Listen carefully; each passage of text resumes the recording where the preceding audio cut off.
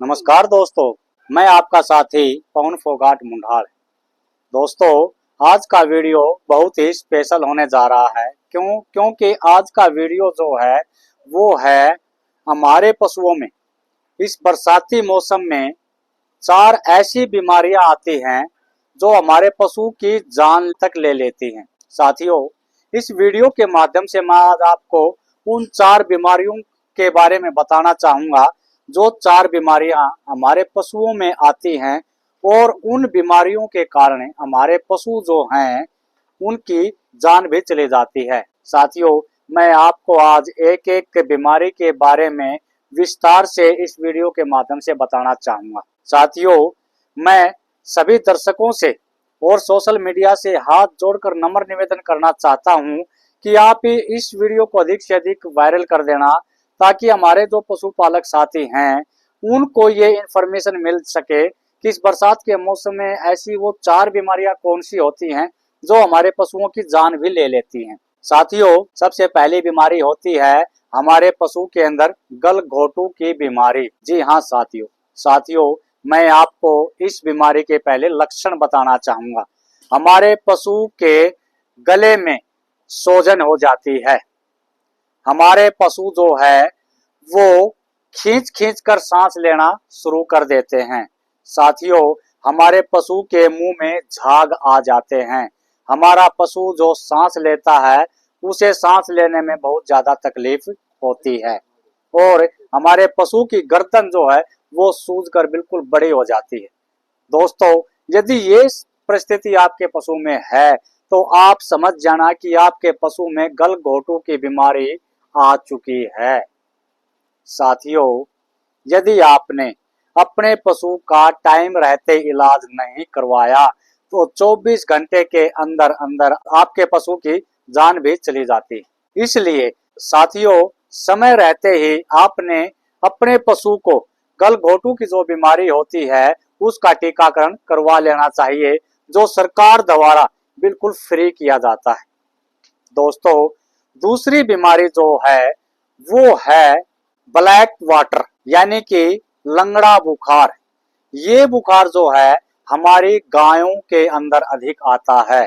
साथियों, जब हमारी गौ माता में ये बुखार आ जाता है तो हमारी गौ माता जो है वो लंगड़ा कर चलना शुरू कर देती है। हमारी गौ माता को बुखार इतना अधिक हो जाता है, टेम्परेचर इतना अधिक हो जाता है कि वो खड़ी खड़ी बैठ जाती है। क्योंकि उसके शरीर में सत नहीं रहता। साथियों, इसकी मैं आपको पहचान बताता हूँ। जब भी आपकी गाय के अंदर लंगड़ा बुखार आ जाए तो आपकी गाय एक पैर से लंगड़ा के चलना शुरू करेगी। आपकी गाय के अंदर बुखार इतना तेज हो जाएगा कि वो टेम्परेचर अधिक हो जाएगा।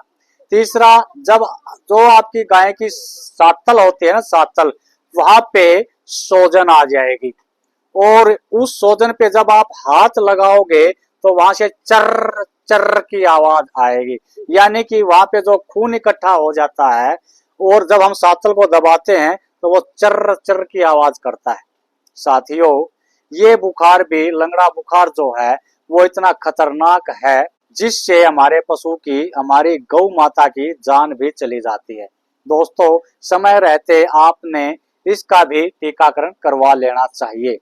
साथियों, तीसरी बीमारी जो है वो है FMD यानी कि मुंह पका की बीमारी, मुंह खुर की बीमारी। इस बीमारी में हमारे पशु के मुंह में छाले हो जाते हैं, हमारे पशु के पैरों में छाले हो जाते हैं, हमारे पशु का टेम्परेचर बढ़ जाता है। हमारा पशु जो है उन छालों के कारण चरना कम कर देता है, पानी पीना कम कर देता है, उसकी इम्यूनिटी पावर कम हो जाती है। साथियों, ये है मुंह पका की बीमारी। दोस्तों, यदि इस तरह की बीमारी, इस तरह के लक्षण आपके पशु में आ जाते हैं तो आप उसी टाइम समझ जाना कि आपके पशु में मुंह खुर की बीमारी आ चुकी है। दोस्तों, मैं आज आपको इन तीनों बीमारियों का एक ही टीकाकरण बताऊंगा।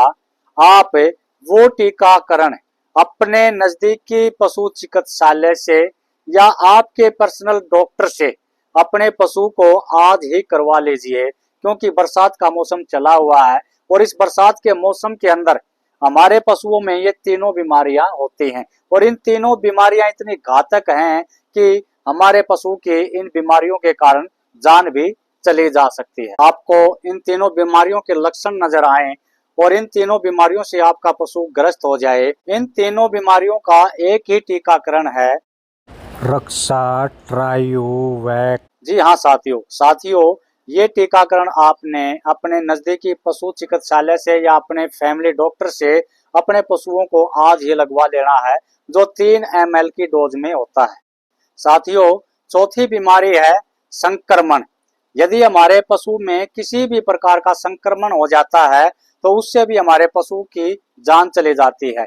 साथियों, ये संक्रमण हरे चारे के साथ आता है। जब हमारा पशुपालक साथी हरा चारा काटता है तो उस हरे चारे के साथ अनेकों प्रकार के संक्रमण जो हैं उस चारे के ऊपर लगे हुए होते हैं और जिसे हमारा पशु खाता है और उस चारे को खाने से हमारे पशु के शरीर में अनेकों प्रकार के संक्रमण पैदा हो जाते हैं। साथियों, उनसे बचने के लिए आपने क्या करना है? आपने सबसे पहले अपने पशु की डिवॉर्मिंग करवानी है, यानी कि आपने अपने पशु को पेट के कीड़ों की दवाई देनी है।